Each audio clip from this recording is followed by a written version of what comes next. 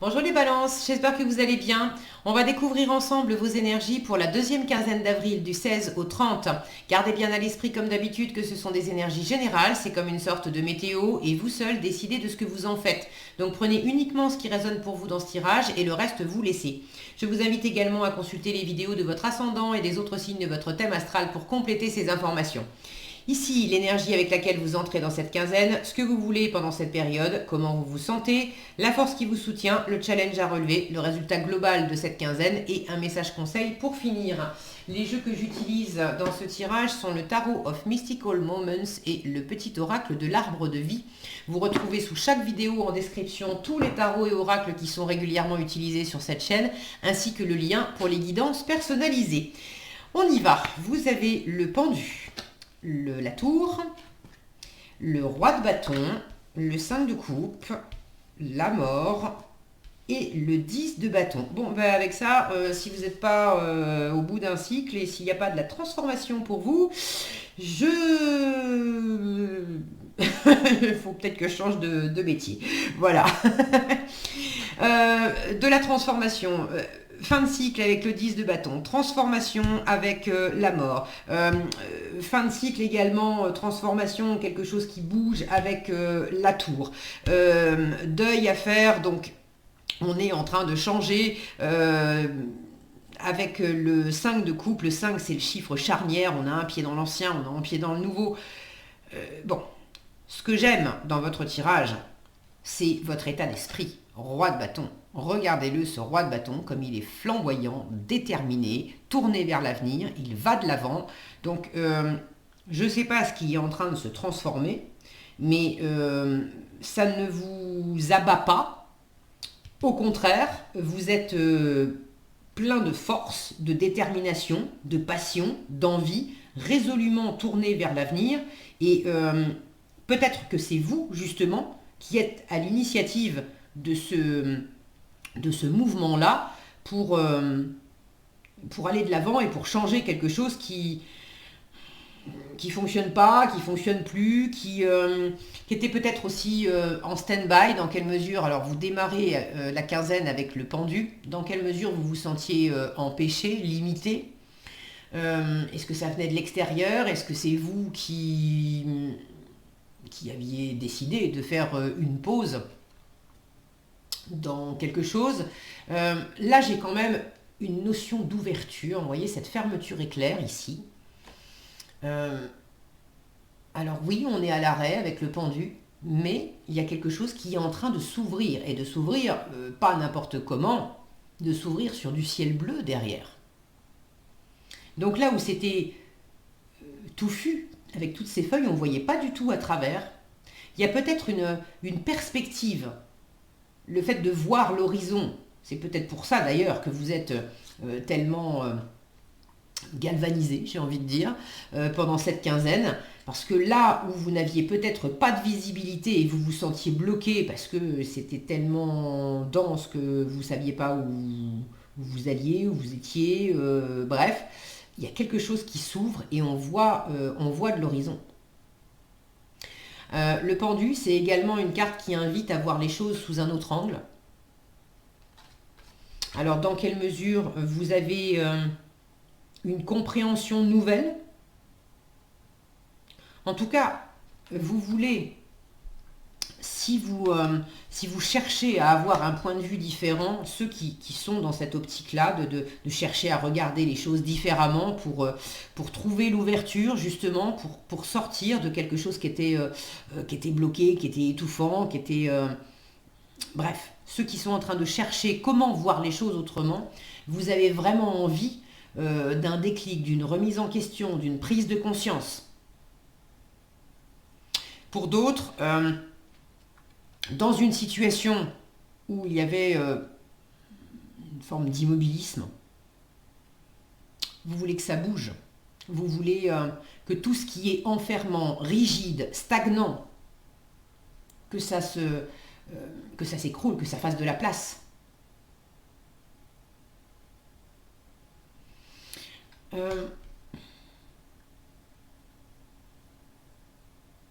Moi, j'ai l'impression que vous avez envie de vous libérer, justement. Vous avez envie de vous libérer des entraves, des sacrifices, des rigidités, des injonctions qu'on se met, il faut, tu dois, c'est comme ça, c'est pas autrement, que ça vienne de vous, que ça vienne de l'extérieur, parce que le pendu peut parler de sacrifice aussi, dans quelle mesure vous vous êtes sacrifié en répondant à des injonctions extérieures, en vous obligeant à. Il y a quelque chose qui vous a enfermé, il y a quelque chose qui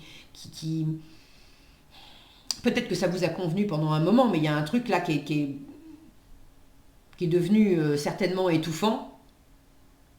Et finalement, le fait que ça s'écroule, c'est bienvenu pour aller de l'avant. Il y a quelque chose qui reprend vie, là, c'est flamboyant, et puis on imagine le son du tambour, c'est déterminé, là j'ai de la vie. Alors que ici, c'est immobile.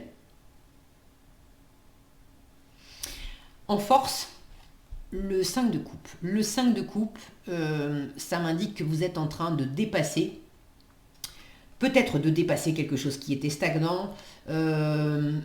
Pour d'autres, vous faites un deuil. Alors, est-ce que c'est un deuil au sens propre du terme? Est-ce que c'est faire le deuil d'un projet, faire le deuil d'une activité que vous aviez? Il y a quelque chose avec le 5 de coupe. On laisse derrière soi ce qu'on n'a pas, ce qu'on n'a plus, ce qu'on n'aura jamais, ce qui ne fonctionne plus. Et on a la possibilité de se tourner vers quelque chose d'autre qui fonctionne. Symboliquement, on a 3 fleurs, c'est souvent des coupes, qui sont renversées. Là, elles sont dans l'eau, elles sont détachées de la branche. Et on en a encore 2 autres qui sont attachées à une branche. Et cette branche-là, elle est en vie, on a des feuilles, on a des fleurs. Et avec le 5 de coupe, là où on était focalisé à regarder ce qui ne marchait pas, ce qu'on n'avait pas, ce qu'on n'avait plus, le 5 de coupe invite à changer de perspective, à changer de regard, tout comme le pendu, à changer de perspective pour observer que, oui, c'est vrai, il y a des trucs qui ne fonctionnent pas et qu'on n'a pas, qu'on n'a plus, ok. Mais il y a des choses qu'on a, qui sont à notre portée.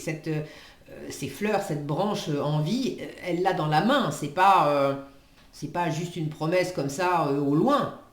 Un truc un peu hypothétique. C'est réel, c'est vraiment là. Donc là, en force, on vous dit que même si il y a des choses qui ne fonctionnent pas, qui s'écroulent, qui étaient bloquées, qui ne fonctionnaient plus, ok, il y a cette promesse-là. Il y a quelque chose qui est vivant, qui est bleu. Il y a un horizon. Il y a quelque chose qui est prometteur. Ok ? Le 5 de coupe, mal aspecté, c'est la posture quand et on le fait tous à un moment ou un autre, quand on se pose en caliméro, quand on fait sa victime, quand on dit oh là là, mais j'ai pas le choix, c'est faux, on a toujours le choix, il y a des choix qui sont beaucoup plus difficiles que d'autres bien sûr, mais on a toujours le choix. Quand on dit mais c'est pas moi, c'est les autres, il y a peut-être des trucs qui viennent de l'extérieur, mais qu'est-ce que ça dit de moi, cette situation? En quoi j'ai mes responsabilités? Quelles sont les choses en moi? Je choisis, moi, peut-être de m'apitoyer sur certaines choses et de ne pas profiter d'autres choses. Alors la bonne nouvelle, c'est que comme vous l'avez en force, ça veut dire que ces choses-là, si vous les identifiez, si vous avez cette prise de conscience, vous restez pas bloqué là-dedans. Vous en sortez. Maintenant, la transition, elle est quand même pas... toute la transition se fait pas pendant cette quinzaine. Je ne vais pas vous mentir, je ne sais pas ce que vous êtes en train de transformer. Ça peut être une situation concrète dans la matière, une relation, un boulot, un projet, je ne sais pas quoi. Pour d'autres, c'est intérieur, c'est dans vos attitudes, vos comportements, dans vos ressentis, dans votre façon d'être. Si vous avez envie de partager dans les commentaires comment ça s'exprime pour vous, je suis toujours ravie de vous lire et puis c'est intéressant d'avoir vos différents retours. Donc tout n'est pas bouclé pendant cette quinzaine, même si quand même vous arrivez au bout avec un 10 de bâton. Le 10 de bâton, c'est la fin de cycle. On arrête d'en prendre plein le dos. Il y a quelque chose qui est devenu trop lourd. Mais la mort en challenge m'indique que soit la transformation n'est pas terminée pendant cette quinzaine, elle est encore en cours et c'est un challenge parce que ça commence à devenir un peu lourd. On arrive au bout, certes, mais ça serait bien que la transition soit complètement opérée parce que il y a quelque chose là qui devient un peu... qui prend peut-être un peu trop de temps. Vous aimeriez... j'ai beaucoup de lenteur partout là, sauf dans ce que vous voulez et dans comment vous vous sentez. Donc vous avez sans doute aussi envie que les choses bougent plus vite que ça pour aller de l'avant, alors que dans la matière, oui, ça bouge, mais ça bouge lentement. Pour d'autres, alors est-ce que le changement ne se fait pas assez vite? Est-ce que pour d'autres,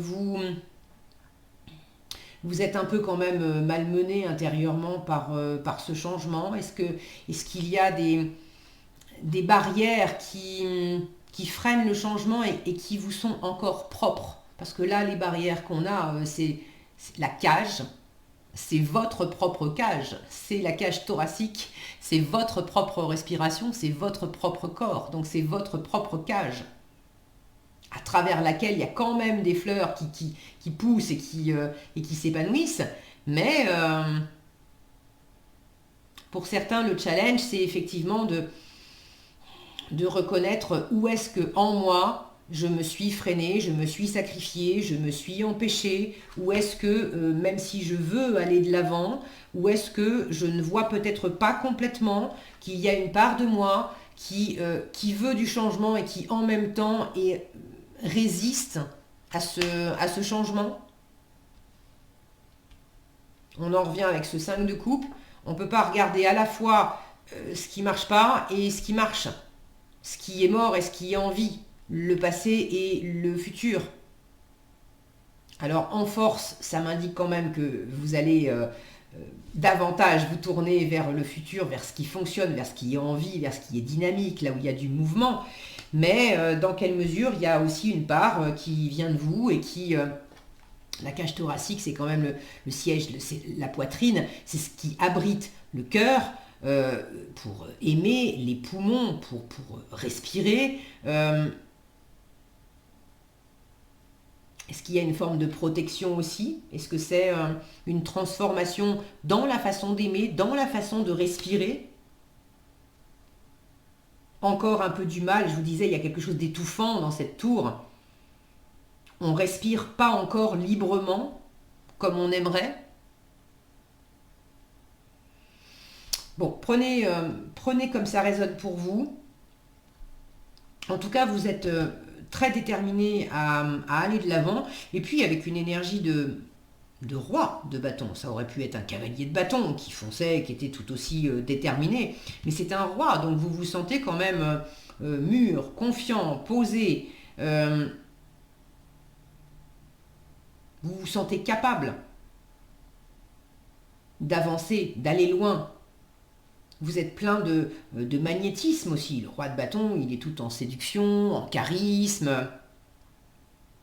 Donc vous êtes très déterminé à vous faire entendre, à bouger, à vous montrer, à séduire. Alors à séduire, ça peut être amoureux, mais ça peut être aussi, quand on passe un entretien d'embauche par exemple, il y a un caractère de séduction qui entre en jeu aussi. Dans la vie sociale, on joue tous des rôles. Alors, le mieux, c'est de pas s'éloigner trop, de pas s'éloigner de qui on est profondément. Le but, c'est pas de jouer un rôle qui est aux antipodes de qui on est à l'intérieur. Mais évidemment, dans la posture, on va bien évidemment pas se comporter de la même façon selon qu'on est entre amis de très longue date ou avec des gens qu'on vient juste de rencontrer dans la sphère professionnelle ou dans la sphère familiale. Vous voyez ce que je veux dire? Donc vous avez quand même, vous avez tous vos moyens et vous avez cette envie de convaincre, de séduire, de galvaniser aussi autour de vous. Le roi de bâton, il a des troupes. Donc vous avez aussi envie d'emmener peut-être des gens autour de vous, en tout cas de vous imposer. Le roi de bâton, c'est quand même lui qui commande. Donc là, c'est en avant toute pour la libération, pour quelque chose de très, de très agréable. Peut-être aussi pour aller de l'avant, parce qu'avec le côté déterminé, il n'est plus question que je me laisse faire, il n'est plus question que je me laisse empêcher. Je comprends aussi qu'il y a ma part à moi de pas me réprimer. En résultat, avec le 10 de bâton, je vous disais, c'est une fin de cycle. Donc pour moi, vous êtes arrivé au bout. Il y a le fait d'arrêter d'en prendre plein le dos, d'arrêter de peut-être trop en faire aussi. Le 10 de bâton, il a peut-être trop de projets sur le feu, il a trop d'activités en même temps, il y a ses propres activités plus des fois celles des autres. Ah bah attends, je vais le faire. Ah bah attends, mais t'as pas le temps, c'est pas, moi je vais le faire. Vous n'avez pas le temps non plus, mais c'est pas grave, vous faites à la place du voisin. On a tout ça dans le 10 de bâton. Donc peut-être aussi d'arrêter de faire à la place des autres, d'arrêter de vous sacrifier pour les autres, d'arrêter de prendre sur vos épaules des choses qui ne vous appartiennent pas, de prendre cette conscience-là, d'arrêter de porter aussi sur votre dos le poids d'un passé quelconque, qui fait que forcément ça vous ralentit pour aller de l'avant.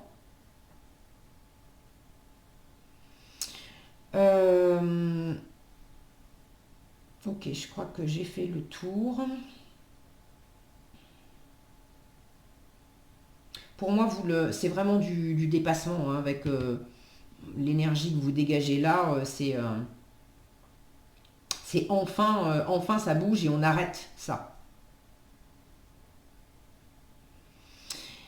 En conseil, le printemps, regardez, on vous parle de renouveau. Donc il y a vraiment la notion de changement. On vous dit, après un long moment d'inertie, la situation bouge petit à petit. Petit à petit, je vous disais, là c'est rapide, mais ça c'est ce que vous voulez, c'est ce que vous vibrez. Mais la situation en elle-même, c'est quand même assez lent. Donc après un long moment d'inertie, la situation bouge petit à petit. Il est temps de t'étendre, de déployer tes ailes, de passer à l'action. Tout ce qui était bloqué se débloque. Bonne nouvelle, l'énergie revient. Laisse-toi guider par l'optimisme et la confiance. Un très joli message pour finir votre tirage. Voilà ce que j'avais pour vous les balances, j'espère que cette vidéo vous sera utile. Si elle vous a plu, je vous invite à la liker, la partager, la commenter. Et pour être averti quand je publie de nouvelles vidéos, il suffit de vous abonner et d'activer la cloche des notifications. Prenez bien soin de vous, passez une agréable quinzaine et je vous dis à bientôt dans un prochain tirage.